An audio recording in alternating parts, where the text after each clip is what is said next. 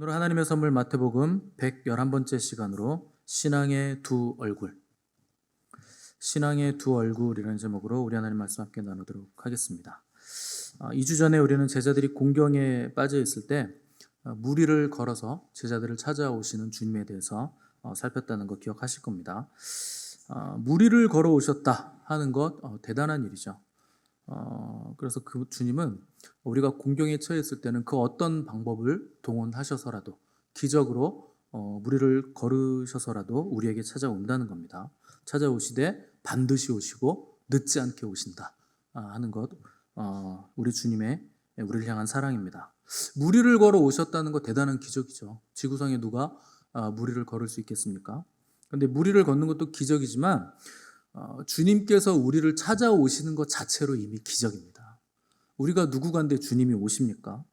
그래서 그분이 우리에게 오시는 것 자체가 너무나 아름답고 놀라운 기적이고, 그 오시는 목적이 또한 우리의 구원을 위해서 우리에게 오신다 하는 것이 가장 큰 기적인 겁니다. 그래서 주님이 무리를 걸어 오시니까 베드로는 자기도 좀 걷게 해달라 이렇게 부탁을 드렸는데 주님이 와라, 그러니까 걷다가 집채만한 파도와 바람을 보고 두려워서 물에 빠져 들어갔습니다. 그때 베드로가 주님, 나를 급하게 좀 구원해 주십시오 이렇게 소리치니까 주님이 베드로를 건지시고 함께 배에 오르셨고, 마침내 폭풍이 잠잠해져서 건너편의 게네사렛 땅에 도착했다 하는 것이 오늘 본문의 시작입니다. 주님께서 제자들과 함께 배에서 내리셨을 때 사람들이 주님을 알아보고 이제 사람들에게 연락을 하기 시작했습니다. 오늘날 같으면 그 뭐예요? 인스타 이렇게 여기다가 예수님 우리 지역에 출현 이렇게 핸드폰에 스마트폰에 뜬 거예요. 그러니까 사람들이 예수님이 오셨대 그래가지고 막 각종 병자들을 데리고 막 몰려왔다는 거죠. 자, 이때 찾아온 무리들이 병이 낫기 위해 온 사람, 귀신에서 노인받기 위해 온 사람, 전날 기적의 빵을 맛본 사람, 오늘도 내가 먹을 게 없는데 예수님에게 가면 먹을 게 있겠지, 이런 생각을 위해서 온 사람들, 이런 사람들이 군중들이 찾아왔다는 거죠. 주님은 그런 사람들을 보면서 이놈들 봐라, 또 자기들의 생각으로 날 찾아왔네 이렇게 생각하지 않으셨어요. 이들 중에서 누가 제자가 될 놈인가, 누가 똘똘한가 면접을 봐가지고 너는 나를 잘 따르겠구나 이렇게 줄을 따로 세우거나 너는 나를 기적의 빵을 보고 왔구나, 너는 탈락, 이렇게 줄을 안 세우셨다는 거예요. 누구든지 주님을 찾아오는 모든 사람들을 주님은 다 맞아 주셨다는 겁니다. 그래서 주님의 은혜는 조건이 없어요.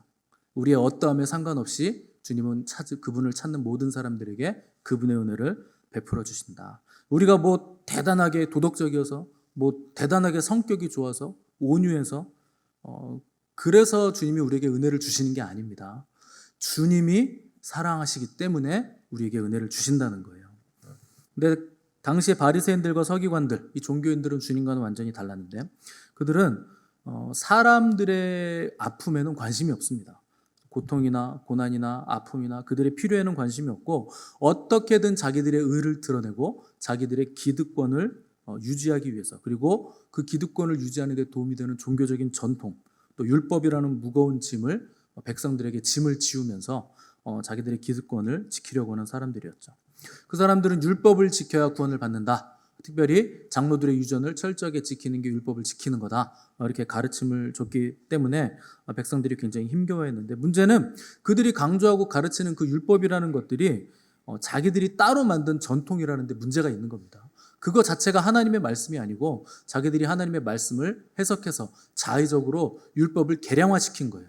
그래서 여기서 몇 미터 가면 율법을 지키는 거, 몇 미터 넘어가면 율법을 어기는 거, 이렇게 계량화를 시켜놓고 나는 어려서부터 율법을 다 지켰습니다 이렇게 말할 수 있을 정도로 전부 다 규범을 정해놨다는 거죠. 예수님이 수많은 군중들이 소문이 나서 자기를 찾아오셨을 때 굉장히 많은 병자들을 데리고 왔다 그랬습니다. 아마 예수님은 그 모든 병자들 다 고쳐주셨을 거예요. 한 사람도 빠짐없이. 그래서 한 사람이라도 예수님의 손에라도 아니면 예수님의 옷자락이라도 만지기를 원했기 때문에 예수님에게 손을 댔는데, 손을 대는 자마다 그때 다 고침을 받았다, 나음을 얻었다 이렇게 기록이 되어 있습니다. 그러니까 그 장소는 완전히 축제의 장소인 거죠. 모든 병자들이 다 병이 낫고 귀신 들린 사람 귀신이 떠나가고 내 안에 있던 모든 어둠들이 떠나가니까 얼마나 아름다운 장소이고 축제 같은 장소였겠습니까? 그런데 그 축제와 같은 순간에 갑자기 찬물을 끼얹듯이 바리새인과 서기관들이 예루살렘으로부터 예수님을 찾아왔다.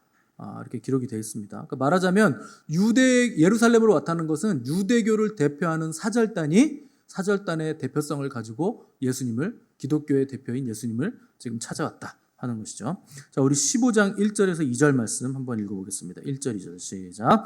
그때 바리새인과 서기관들이 예루살렘으로부터 예수께 나와 이르되 당신의 제자들이 어찌하여 장로들의 전통을 범하나이까? 떡 먹을 때 아니하나이다. 아멘. 자, 이들이 예루살렘에서 왔다는 건 권력의 중심에 있는 기득권 세력의 귀족들이 주님을 찾아왔다는 겁니다. 자, 이들이 찾아오자마자 주님께 묻기를 뭘 물었느냐? 왜 당신의 제자들은 장로들의 전통을 범하는 겁니까? 왜 떡 먹을 때 손을 씻지 않고 먹습니까? 이렇게 물었다는 거예요. 율법상 손을 씻어야 되는 경우가 몇 가지 있습니다. 첫 번째, 유출병이 있는 사람은 부정하기 때문에 누군가 신체를 접촉할 때 손을 씻어야 돼요. 그 사람은 부정을 씻고 뭔가를 만져야 됩니다. 또 한 가지, 제사장이 제사를 집행할 때 손을 씻습니다. 하나님께 제사를 드려야 되니까. 또 한 가지는 이건 뭐 약간 전통적인 거고 상징적인 건데, 나는 이 일에 대해서 무죄하다, 나는 상관이 없다 할 때 손을 씻는 행위로 내가 무죄하다 하는 것을 표현하는 또 관습이 있었죠. 근데 밥 먹을 때, 떡 먹을 때 손을 씻는 거는 율법에서 정해준 바가 없어요. 이건 율법이 아니에요. 그런데 이거는 종교인들이 율법을 해석하면서 만든 전통입니다. 그러니까 내가 더러운 것이 내 몸 안에 들어가는 걸 용납하지 않겠다, 부정한 것이 내 속에 들어오는 걸 용납하지 않겠다는 상징적인 표현이죠. 그래서 밥 먹기 전에 손을 씻는 거, 이거를 이제 장로들이 전통과 유전으로 만들어 놓은 거죠. 또 이것 외에 많은 정결에 관한 장로들이 유전이 있는데, 특히나 사람이 많은 곳에 갈수록 이런 것들이 많이 생겨났습니다. 많은 사람이 모이는 시장 같은 경우에 뭐 5만 가지 부정한 것들이 막 넘쳐나잖아요.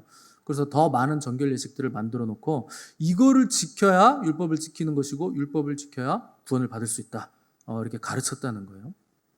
그래서 실제로 유대 어떤 랍비가 감옥에 이제 갇혀서 투옥됐는데 겨우 생명을 유지할 수 있을 만큼의 물과 소량의 음식만 배급을 했습니다. 근데 장로의 유전을 랍비니까 지켜야 되잖아요. 근데 물을 안 마시면 죽는데도 불구하고 그 적은 양의 물을 마시지 않고 손을 씻었다는 기록이 있어요.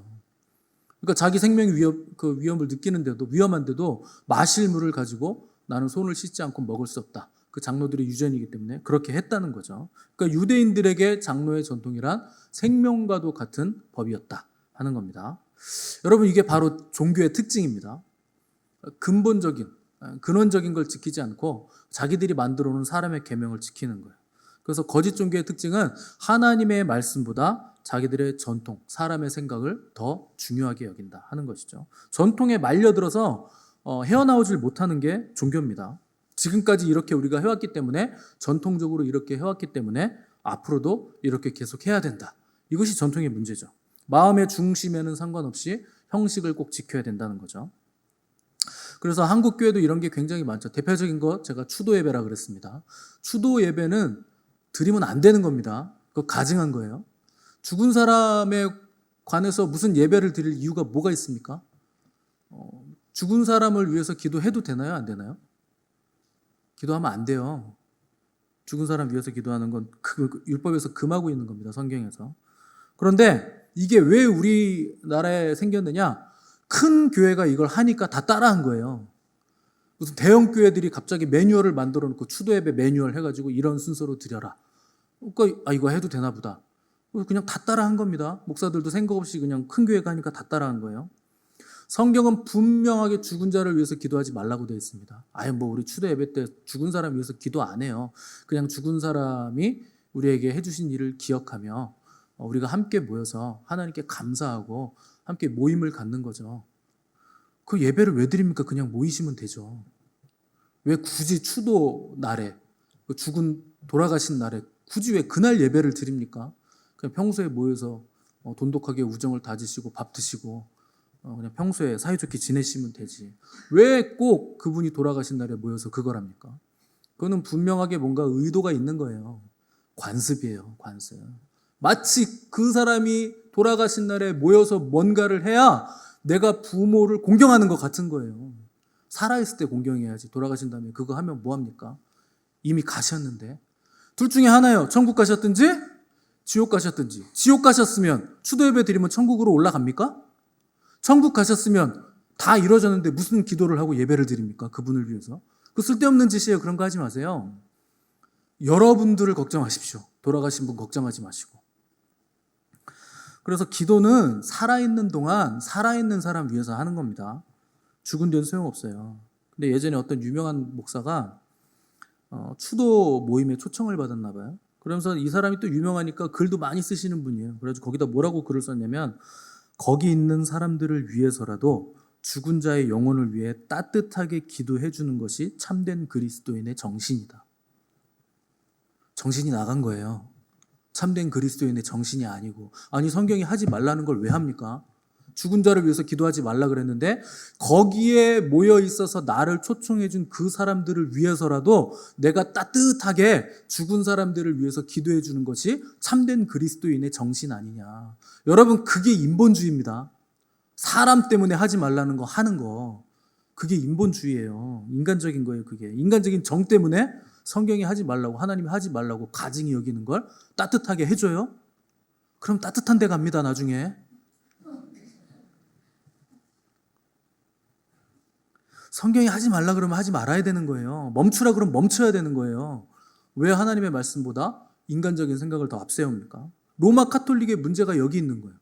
로마 카톨릭은요, 성경 말씀보다 교황의 말이 더 권위가 높습니다. 그래서 교황이 이렇다 그러면 아 그런 거구나 이러고 끝나는 거예요. 성경이 안 그렇다고 하는데도 무조건 교황의 말이 옳습니다. 그러니까 뒤죽박죽인 거예요. 교리가 완전히 성경하고 전혀 상관없는 이상한 종교로 변해버린 거죠. 이처럼 전통에 사로잡혀 있는 바리새인과 서기관들, 그들을 향해서 주님이 뭐라 그랬었냐? 3절 보시면 너희는 어찌하여 너희의 전통으로 하나님의 계명을 범하느냐? 그러니까 너희가 하나님의 계명을 지킨다고 전통을 만들어놨는데 너희는 어떻게 또 거꾸로 이제는 그 전통을 지키느라고 하나님의 계명을 범하는 거냐? 이렇게 책망을 하셨다는 거예요. 한마디로 주객이 전도됐다. 하나님의 말씀을 지키자고 전통 만들어놨는데 이제는 전통 지키자고 하나님의 말씀을 버리고 있지 않느냐. 왜 주객이 전도된 삶을 살고 있느냐. 그게 어떻게 신앙이냐, 종교지. 이렇게 말씀을 하셨다는 거죠. 여러분 우리가 신앙생활할 때 주객이 전도되는 경우가 굉장히 많습니다. 10계명의 제1계명 보시면 내 앞에서 다른 신을 내게 두지 말라. 이 계명은 너를 위하여 우상을 만들지 말라. 굉장히 중요한 두 계명이죠.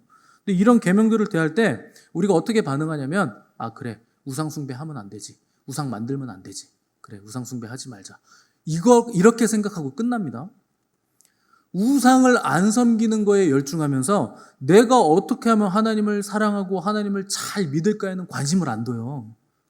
여러분 계명이 먼저 나에게 와가지고 하나님을 사랑하는 것보다 계명 지키는 게 우선시 되는 거. 이게 주객이 전도되는 겁니다. 나는 우상 숭배 안 하니까 하나님 잘 믿고 있는 거야. 하나님 마음엔 관심이 없고 율법 잘 지키는 거에만 관심을 가지게 되는 거죠. 다른 계명도 마찬가지입니다. 살인하지 말라 그러니까 살인? 난 살인한 적이 없는데 난 잘 믿고 있는 거야. 도둑질하지 말라. 도둑질? 난 한 적이 없지. 그럼 나는 잘 믿고 있는 거야. 그러면 거짓 증거하지 말라는 여러분 잘 지키십니까? 요거에는 다 걸리시죠? 뭐 다들 실력이 있으셔가지고 나는 거짓말을 안 했다는 표정들이신데 거짓말 대회에서 1등한 거짓말이 뭔지 아세요? 나는 평생 한 번도 거짓말한 적이 없어요. 1등입니다. 그랑프리. 여러분들 표정이 지금 그런데? 거짓말 안 하는 거, 그 계명을 지키는 거 그게 문제가 아니에요. 그걸 하지 말라고 한 우리 하나님이 도대체 어떤 분이신가? 그분이 왜 이걸 우리에게 요구하시는가? 내가 그분을 어떻게 섬겨야 되는가? 거기까지 나가야 되는데 됐어요. 나는 그렇게까지는 할 생각이 없어요. 그냥 하지 말라는 거 안 할게요. 그럼 하라는 건 왜 안 합니까? 하라는 것도 해야죠. 신앙생활을 오래 하신 분들은 집에 오래된 성경이 제법 몇 권씩 있을 겁니다. 그죠? 적어도 한 권은 있고 이렇게 떨어져가지고 너덜너덜해진 거. 이거 20년 전에 우리 어머니가 보던 거, 아버지가 보던 거. 그런 성경 뭐 한 대여섯 권 있는 분도 있습니다. 저도 꽤 있어요. 근데 여러분 그 성경이 왜 그렇게 대여섯 권씩 있는 줄 아세요? 성경은요 버리기가 굉장히 애매합니다. 이걸 버리자니 뭔가 찜찜하고 놔두자니 이건 뭐 볼 수도 없고 막 너덜너덜해져가지고 이걸 어떡할까? 쓰레기 봉투에 담자니 이거 내가 하나님의 말씀 쓰레기 봉투에 담아도 되는 건가? 갈등이 되는 거예요. 그렇다고 집에 이렇게 모셔놓다니 이게 무슨 신주단지도 아니고 이걸 내가 집에 보관하는 것도 영 이상한 거죠. 여러분 성경을 어떻게 버려야 된다고 생각하십니까? 못 버리고 계시죠? 성경을 어떻게 버려야 될까요? 뭐 제사를 드려야 될까요? 불에 태워가지고? 그냥 버리시면 돼요. 책이잖아요, 책. 책 버리듯이 그냥 버리면 돼요. 고물상에서 가져가든지 뭐 어떻게 하겠죠. 문제는 그 오래된 성경책 안에 내가 은혜 받은 기억이 묻어 있는 거예요. 이게 문제인 거예요. 우리 어머니가 들려주시던 어머니의 성경책, 이걸 내가 어떻게 버릴까? 어머님이 읽으며 눈물 많이 흘리던 그 성경책, 내가 잊지 않고 기억하는데 이걸 내가 어떻게 버리지? 그냥 버리면 돼요. 그걸 뭐 우상숭배하듯이 벌벌 떨면서 이거 버리면 내가 벌 받지 않을까? 찜찜한데. 여러분 이게 주객이 전도되는 거예요. 이 책이 이게 뭐라고 이걸 뭐 이렇게 벌벌 떱니까? 그냥 버리시면 되죠. 안식일이 사람을 위해 있는 게 아니고 안식일이 사람을 위해 있는 거고 사람이 안식일을 위해 있는 거 아니라는 거죠. 사람을요 안식일을 위해서 희생시키면 안 되는 거예요. 주객이 전도되면 안 된다는 겁니다. 근데 주객이 전도된 이 종교인들에게 주님은 당시 굉장히 유명한 헌물을 예로 드셔서 그들의 잘못된 점을 지적하셨는데 그 예물의 이름이 바로 코르반입니다. 고르반이라고 하죠 우리가. 고르반이라는 건 예물이라는 뜻입니다. 그래서 레위기에 예물이라는 단어가 나오면 그 히브리어 보시면요 코르반이라고 되어 있어요. 그래서 고르반이라는 건 뭐냐면 희생 제물이 아니라 성전에 드려지는데 태우지 않는 예물을 보통 우리가 그냥 고르반이다 이렇게 불렀어요. 근데 유대인들이 부모님을 모실 때 율법에서는 부모님께 효도하라고 되어 있습니다. 그리고 부모님에게 거역하거나 부모님에게 욕을 하거나 그러면 죽이도록 되어 있어요. 모세율법에는 반드시 죽일지니라 이렇게 되어 있습니다. 자녀된 여러분들 부모님을 거역하고 부모님을 욕하고 이러면 반드시 죽이라고 되어 있어요. 기억하십시오. 그런데 놀랍게도 이 당시의 유대인들이요 하나님께 내가 예물을 고르반으로 드리면 그 돈은 하나님께 드려졌기 때문에 내가 그 돈으로 부모님 안 모셔도 된다. 이런 율법이 있었어요. 하나님이 주신 법이 아닙니다. 이거는 그냥 장로들이 만든 유전이에요.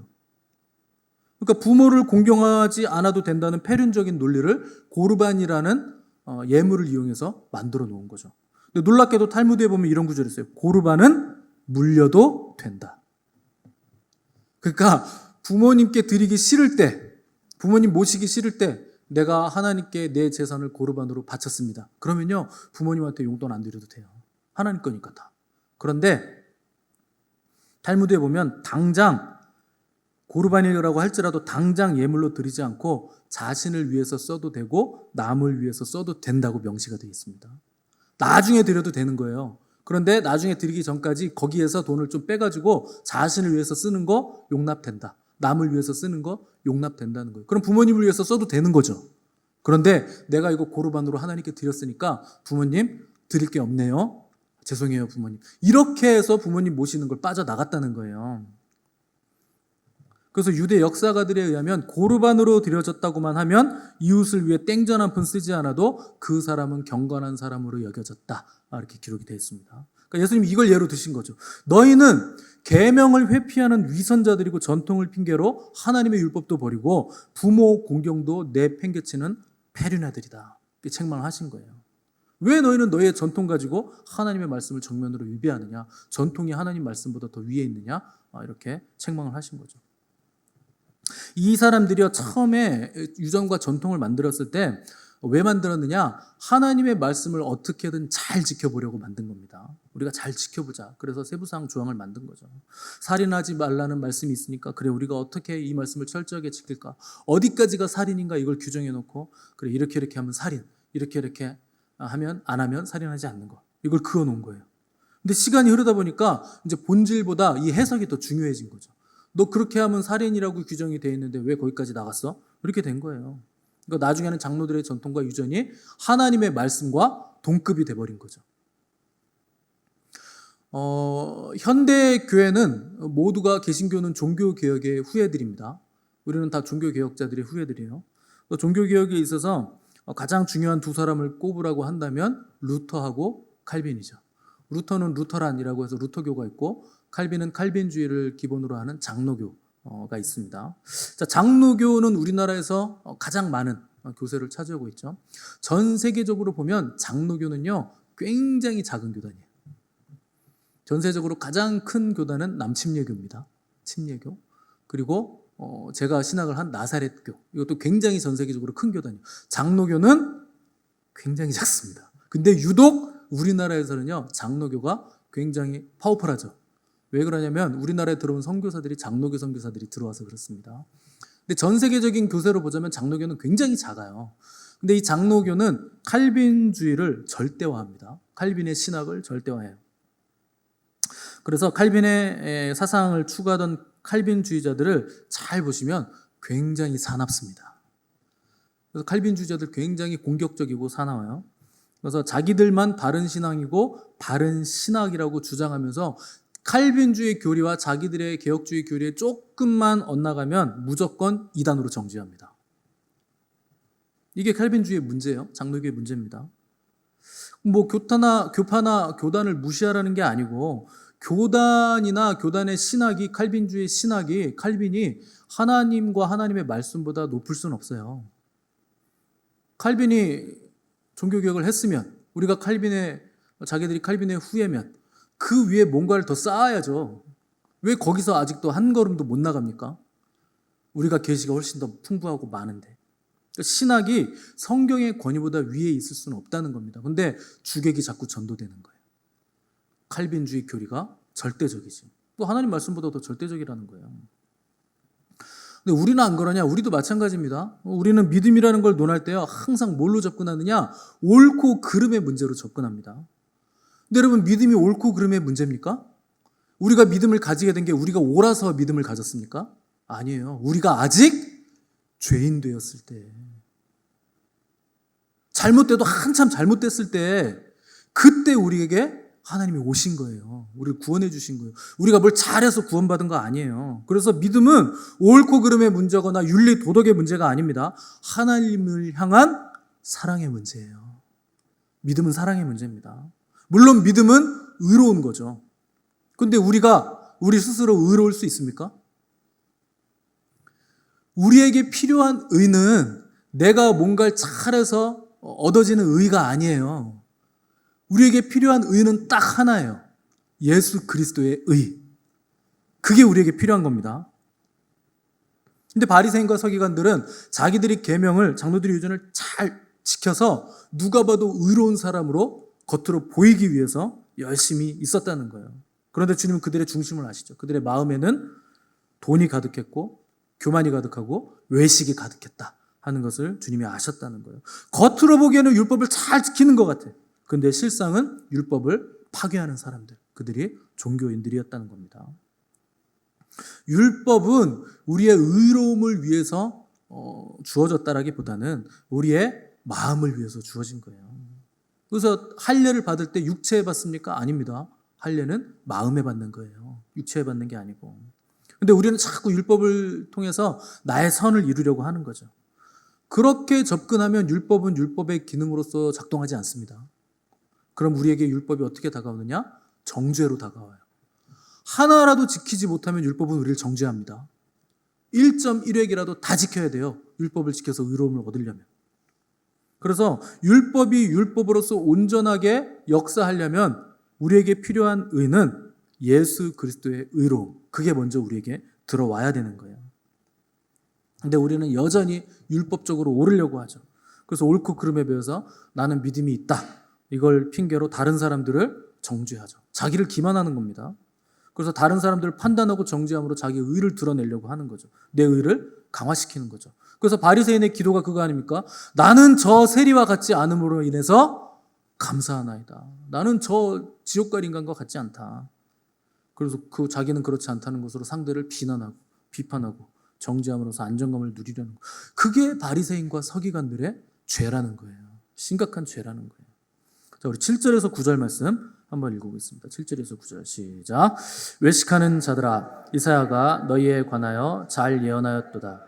일러스되 이 백성이 입술로는 나를 공경하되 마음은 내게서 멀도다.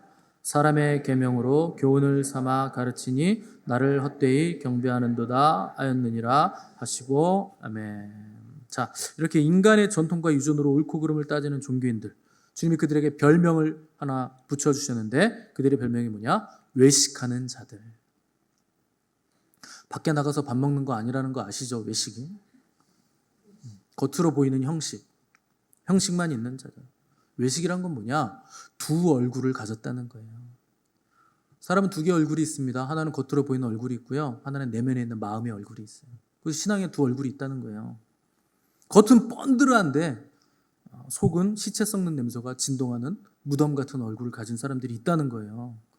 여러분, 우리가 신앙생활을 할 때 가장 조심해야 되는 것이 이 외식이라는 함정입니다. 제가 함정이라고 표현한 이유는 자기도 모르게 갑자기 빠지는 것이 외식이에요. 나도 모르게 빠지는 게 외식이에요. 나 오늘부터 외식해야지. 그래서 외식하는 사람들 보셨어요? 이제부터 외식해야지. 그런 사람 아무도 없습니다. 다들 잘 믿으려고 하는데 외식해요. 이게 외식이라는 것의 무서움입니다. 아마 외식에 가장 취약한 사람을 우리 교회에서 한 사람을 꼽는다면 단연 접니다. 목사가요, 외식하기 진짜 함정에 빠지기 쉬운 사람이에요. 매일 새벽 예배 설교하죠. 매주 주일 강단에 설교하죠. 온갖 좋은 얘기 다 하잖아요. 근데 삶이 거룩하지 못하고 삶의 결함이 있을 때 이런 설교를 하면 저는 외식하는 거잖아요. 그러니까 얼마나 두렵고 떨리는 자리입니까? 그럼 여러분들은 외식으로부터 안전합니까? 똑같아요. 목사와 성도는 위치만 다를 뿐이지 기능만 다를 뿐이지 하나님 앞에서는 똑같습니다. 목사님이니까 더 거룩해야죠. 그런 게 어디 있어요? 여러분이 더 거룩하셔야죠. 저는 말하는 사람이지만 여러분은 듣는 사람이잖아요. 그렇게 많이 들었는데 거룩하셔야죠. 하는 사람이 뭐 들은 적이 없잖아요. 저는 맨날 하기만 했지. 들은 건 여러분들입니다. 여러분들이 거룩하셔야죠. 똑같습니다. 똑같아요. 얼마나 우리가 외식에 빠지기 쉬운지 몰라요. 말은 뻔지르르게 하죠. 누가 들어도 옳은 말을 해요. 틀린 말하는 사람 한 명도 못 봤어요, 교회 안에서. 근데 문제는 뭔지 아세요? 옳은 말을요, 사랑 없이 해요. 그게 문제예요. 자녀들이 왜 엇나갑니까? 부모가 옳은 말을 사랑 없이 하니까. 숙제했어, 안 했어? 숙제하고 놀으라 그랬지. 맨날 그 사랑으로 해야 되는데 옳은 말만 하는 거죠. 밥 먹어. 안 먹어. 그럼 밥을 왜 안 먹어? 밥은 먹어야지. 사랑해서 하는 얘기인데 그렇게 사납게 하는 거예요. 그런데 온순하게 옳은 말을 하는데 사랑 없이 한다는 거예요. 그게 문제가 되는 겁니다. 그래서 사람에게 잘 보이려고 거칠게 하는 거, 이게 외식이에요. 왜 사람에게 잘 보이려고 합니까? 거칠해서 내 자리를 지켜내려고 하는 거죠. 높이 올라가려고 하는 거죠.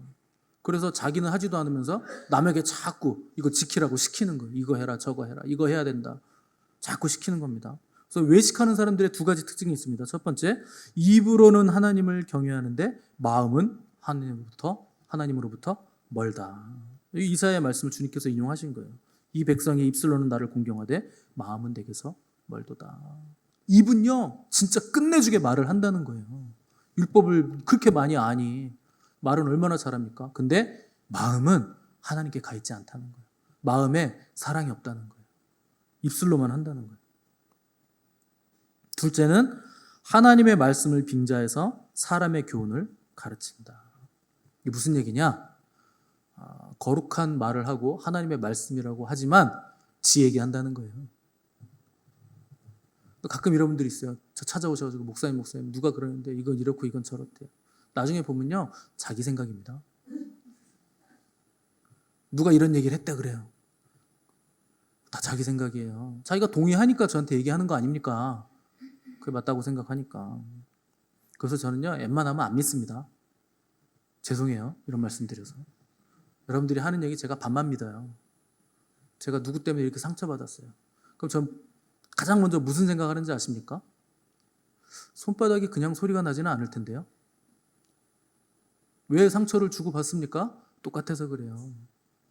박수를 여러분 칠 때 이렇게 치시는 사람 봤어요? 아니면 이렇게 치는 사람 봤어요? 똑같은 힘으로 이렇게 칩니다. 50대 50. 여러분이 상처받은 만큼 그 사람도 상처받죠. 이렇게 치는 건 저기 위로 올라가시면 이렇게 쳐요. 위쪽으로 북한 쪽으로 올라가시면 북한 중국 쪽이 이렇게 되게 칩니다.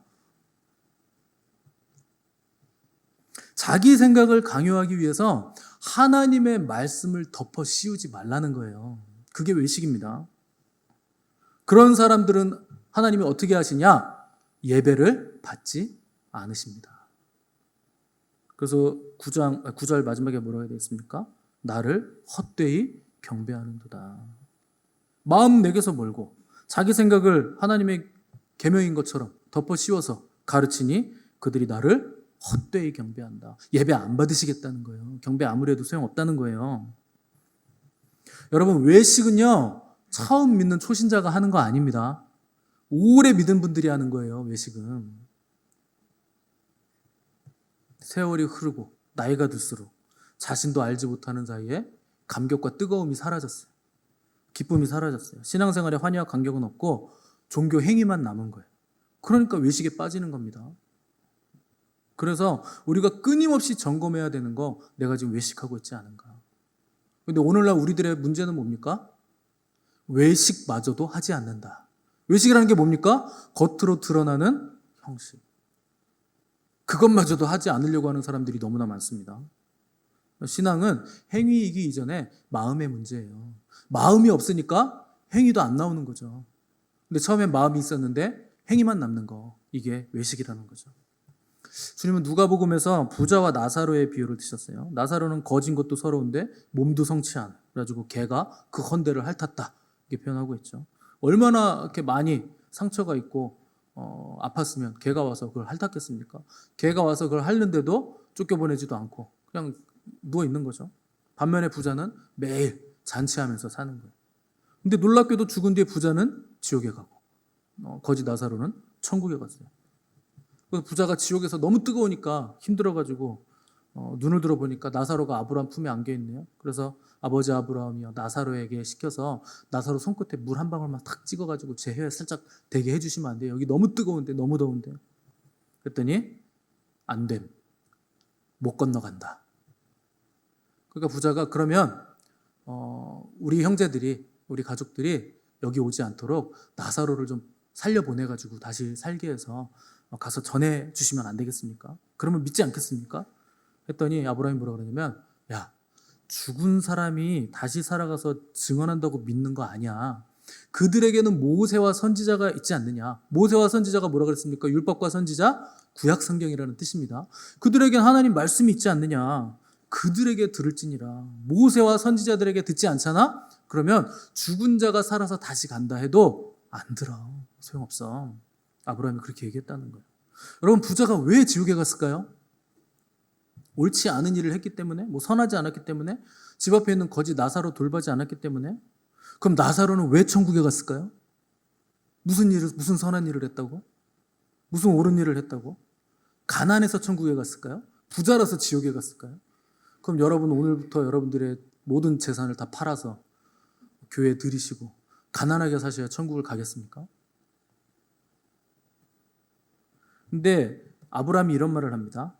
부자에게 너는 살았을 때 좋은 것 받았고 나사로는 고난을 받았으니 이것을 기억하라. 이제 그는 여기서 위로를 받고 너는 괴로움을 받느니라. 그러니까 나사로가 살았을 때 굉장히 괴로웠다는 겁니다. 이로 보건대. 그러니까 위로를 받는다는 거죠. 그러면 나사로가 굉장한 고통을 받았기 때문에 천국에 갔을까요? 아닙니다. 무조건 고통받는다고 천국 가는 거 아니잖아요. 근데 성경은 뭐라고 표현하느냐? 주님이 뭐라 그러셨느냐? 그가 여기서 위로를 받느니라. 왜 위로를 받습니까? 나사로가 하나님의 위로를 사모했기 때문에 그래요. 그 평생에 하나님 위로를 구했다는 거예요. 하나님을 갈망했다는 거예요. 주님이 산상수훈에서 누가 위로받는다 그랬습니까? 애통하는 자는 위로를 받을 것이요. 왜 애통할까요? 나의 죄 때문에 애통하고, 내가 하나님 사랑하는 것 때문에 애통하고, 내가 하나님 간절히 원하기 때문에 애통한 사람, 그 사람들이 천국에 가서 주님의 위로를 받는다는 거예요. 옳고 그름, 성과 악, 부자와 가난함, 그게 위로받는 이유가 될 수 없다는 거예요. 반면에 부자는 즐거움과 매일매일 파티하는 거, 누림이 있었죠. 그 자체가 악은 아닌 겁니다. 누리는 거 하나님 우리가 누리기를 원하시죠. 그런데 매일매일 누리는 그 부유함과 음식과 향락 때문에 애통할 일이 없는 거예요. 뭐 이미 다 있는데 뭐 아쉬울 게 없잖아요. 근데 그러다 보니까 하나님을 향한 마음을 잃어버린 거예요. 하나님이 필요하지 않은 거예요. 그러니까 하나님 없는 곳으로 가잖아요. 하나님을 원하지 않으니까. 나사로라도 살려보내서 좀 우리 가족들 살려주세요. 그들 안에 하나님을 향한 견딜 수 없는 마음들이 없다면, 하나님의 위로를 구하는 마음이 없다면 누가 죽은 자가 살아가도 아무 소용이 없다. 실제로 예수님께서 똑같은 이름의 죽었던 나사로를 살려내셨습니다.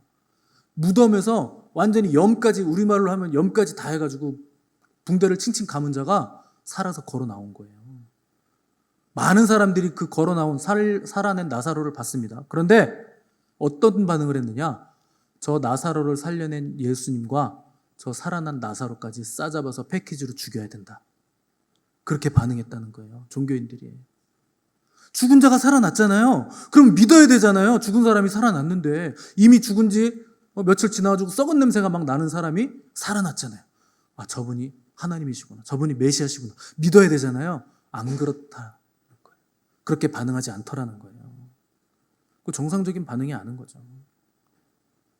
우리 주님이 갓나나이로 이 땅에 오셨을 때 시므온과 안나라는 나이 많은 노인분들이 있었습니다. 근데 이 두 사람이 예수님을요 메시아로 알아봐요. 여러분 갓나나이 갓 태어났으면 뭐 어떻게 알아봅니까? 그 두 사람만 예수님을 본 거 아닙니다. 모든 사람들이 예수님 태어난 거 갓난아기 있을 때 많이 봤어요. 아이고 아기가 참 이쁘게 생겼네요. 그런 말 했겠죠. 그런데 메시아인 줄은 아무도 몰랐어요. 그런데 시몬과 안나라는 그 두 사람은 보고서 단박에 알아봅니다. 메시아구나. 어떻게 알아봅니까? 무슨 포청천처럼 여기 뭐 이렇게 달빛이 뭐 그려져 있습니까? 달 모양이? 별이 이렇게 그려져 있습니까? 뭐 눈에서 광선이 막 나왔을까요? 그럼 다른 사람들이 다 알아봤겠죠. 어떻게 알아봤을까요? 기다렸으니까 알아보죠. 간절히 메시아를 기다렸으니까, 하나님의 은혜를 간절히 사모했으니까 알아보는 거예요. 사랑하니까 알아보는 거예요. 여러분 그 아이들 그 유치원에서 발표할 때 전부 다 같이 노래하는데 내 자녀 목소리 들린다면서요. 안 들려요? 들린다던데. 왜 들립니까? 그렇게 애들이 많은데 왜 내 자녀만 보입니까? 사랑하니까 그러죠. 주님을 사랑하면 주님이 보이는 거예요. 그러면 우리가 어떻게 하면 외식을 하지 않을 수 있는가? 첫 번째, 하나님 말씀으로 돌아가야 됩니다. 내 생각이 아니고 사람의 유전, 전통이 아니고 하나님 말씀, 기본으로 돌아가셔야 돼요. 전통과 제도와 관습을 내려놓으셔야 돼요. 어린아이처럼 순수하게 하나님 말씀 앞에 서야 됩니다. 말씀은 우리 주님이세요. 주님이 없으면 아무 소용없는 겁니다. 그 말씀으로 돌아가야 되는 거죠. 두 번째, 말씀으로 돌아가셨다면 그 말씀에 비추어서 나를 부인하셔야 돼요. 그 말씀이 나를 주장해야 됩니다. 자기를 부인하고 자기 십자가를 지고 주님을 따르셔야 돼요. 근데 우리의 본성은 늘 우리의 유익을 위해서 살기를 원합니다. 그래서 예배를 드릴 때도 하나님이 예배 받으시기에 합당하시기 때문에 예배를 드리는 거잖아요. 그런데 오늘 졸려 나 집에서 잘래. 지가 하나님이에요? 졸리면 예배 안 나오게? 예배의식이 없는 겁니다. 하나님이 예배 받으시기에 합당하신 분이시고 그분이 우리를 예배하는 존재로 지으셨고 부르셨기 때문에 예배하는 건데 구원받은 하나님의 백성이 어떻게 주님의 날에 하나님을 예배하는 것을 등한시합니까? 자기가 하나님 된 거예요. 예배도 내 멋대로 드리고 기도도 나의 원함과 욕망을 위해서 기도하고 옳고 그름을 논할 때도 내 생각에 부합하면 옳지, 내 생각과 조금 다르면 그르지, 이렇게 하는 거예요. 우리가 자기가 원하고 구하는 거 하나님의 이름을 빙자해서 덮어 씌우는 거죠. 여러분, 자기를 부인하시기 바랍니다. 자기 부인 없이 뭔가를 성취한 사람은 아무도 없어요. 여러분, 세상에서도 성공하는 사람들 보면 자기 부인을 합니다. 좀 더 자자, 좀 더 놀자, 좀 더 눕자, 그렇게 하면서 성공하는 사람 보셨어요? 없어요. 건강을 유지하려면 쉬고 싶은 대육신의 욕망을 제어해야죠. 그래서 몸을 움직여야 됩니다. 저항을 줘야 돼요. 그래야 여러분 몸에 건강을 얻고 근육을 얻고 건강해지는 거죠. 저는 게으른 사람이 성공하는 걸 본 적이 없습니다. 본성을 거스르셔야 돼요. 육체의 본성을 거스려야 됩니다. 영적인 거 하물며 얼마나 더 거스려야 되겠습니까? 육체의 소욕을 거스르지 않으면 우리는 절대로 영의 것들을 받아 누릴 수가 없는 거예요. 아니, 목사님, 사람이 자기 유익을 위해서 사는 게 마땅하고 당연한 거지 뭘 자꾸 나의 유익을, 이득을 포기하라 그럽니까? 우리의 문제는요, 나에게 정말 유익한 게 뭔지를 내가 모른다는 데 있어요. 내가 추구하고 유익하다고 생각한 그것이 정말 나에게 유익한지 우린 몰라요. 그래서 하나님이 우리에게 뭘 보내주셨느냐? 말씀과 성령, 이 두 기둥을 보내주신 거예요. 말씀은 우리가 나아가게 될 방향성을 설정해 주죠. 성령님은 우리가 길을 갈 수 있도록 능력과 힘을 더해 주시죠. 그리고 우리가 지치고 힘들 때 위로해 주시죠. 우리를 따뜻하게 안아주시죠. 그래서 말씀과 성령이 교회의 두 기둥입니다. 하나만 취해가지고는 되는 거 아니에요. 그래서 예수님은 십자가에서 승리하셨습니다. 어떻게 승리하셨을까요? 자기의 생각과 뜻이 있는데 그걸 내려놓으셔서 승리하신 거예요. 죽기까지 복종하셨다. 그래서 여러분, 내가 말씀보다 위에 올라가면 안 됩니다. 항상 자기를 쳐서 복종시키시고 말씀 앞에 자기를 비춰보시길 바랍니다. 하나님의 뜻대로 사는 것이 가장 행복한 삶이에요. 가장 큰 유익이에요. 가장 큰 은혜이고 가장 아름다운 길이라 하는 것을 기억하시고 내 뜻을 고집하고 내 의를 강화하려는 시도를 멈추시고 외식하는 생활에서 벗어나 겸손하고 정결하게 온유하게 하나님을 사랑하시고 이웃을 사랑하시는 복된 성도들 되시기를 간절히 바랍니다.